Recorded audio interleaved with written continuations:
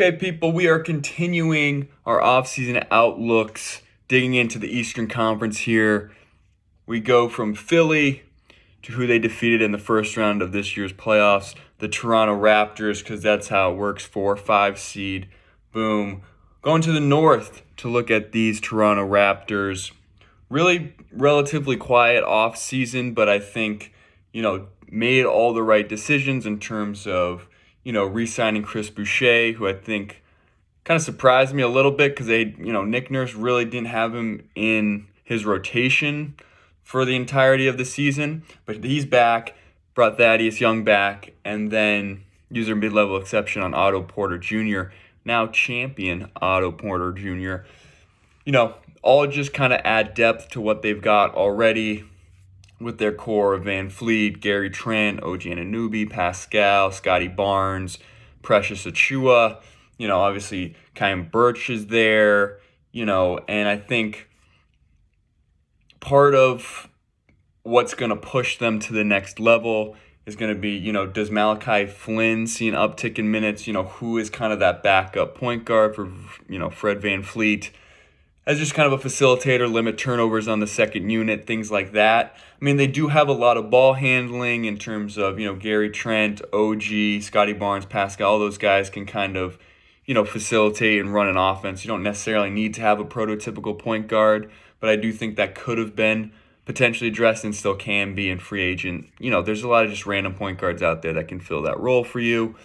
Also drafted Christian Koloko, who, this roster had kind of been lacking size. They've obviously gone with this kind of model of just throwing a ton of length, really kind of positionless basketball.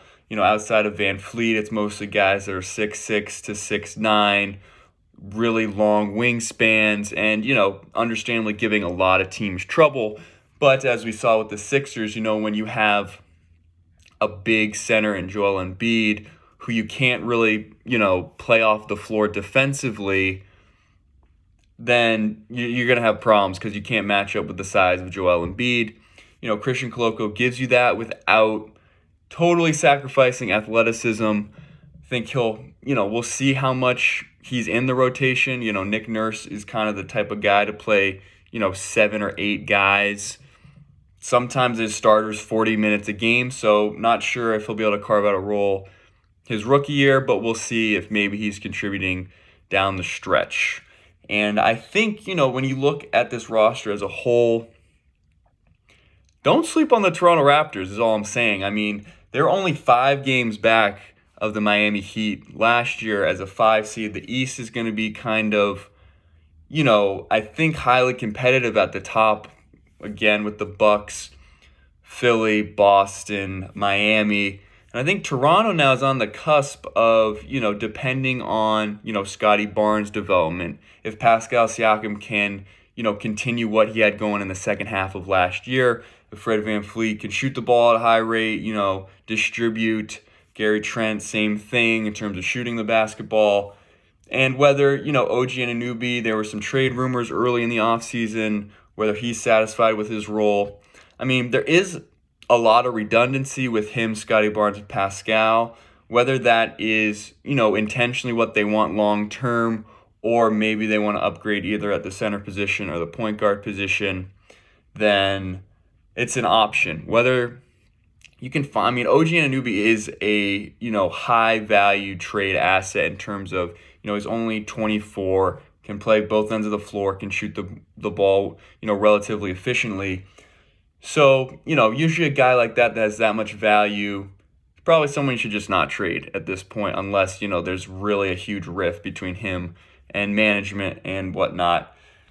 Don't love it. Obviously, been rumored in the Kevin Durant kind of sphere because of all the assets that they have and some of the contracts that they can stack on top of each other, that they are one of the few teams that really meet the criteria for a KD trade in terms of being able to match his salary and have the draft capital to, maybe convince the Nets to do it. But I think, if anything, it's probably the Raptors hesitating because the price for KD is going to be so high, so, injury prone, personality. Not sure how he would like playing in Canada. No disrespect to Toronto. I just don't think KD would, love that, going from Brooklyn and the big market and the big city and all that. I would love to play in Toronto personally, but I would love to play on any NBA team. So if I'm them, I'm really looking at kind of what I got. We spent the offseason keeping some of the veteran guys around, and hopefully now it's just about everyone's continuing to gel, having that continuity going into the year and trying to build upon what they did previously and trying to adapt. And, they're going to match up well with some teams. I think Toronto, whether they advance in the playoffs, is going to rely a lot upon who they match up with. Because like I said, against kind of a traditional center, like if they were playing Rudy Gobert, it would be a mess for whoever Rudy Gobert is playing for. It wouldn't be the Jazz or the Timberwolves, obviously, outside of an NBA Finals, but a Raptors-Wolves Finals would be kind of the craziest thing ever.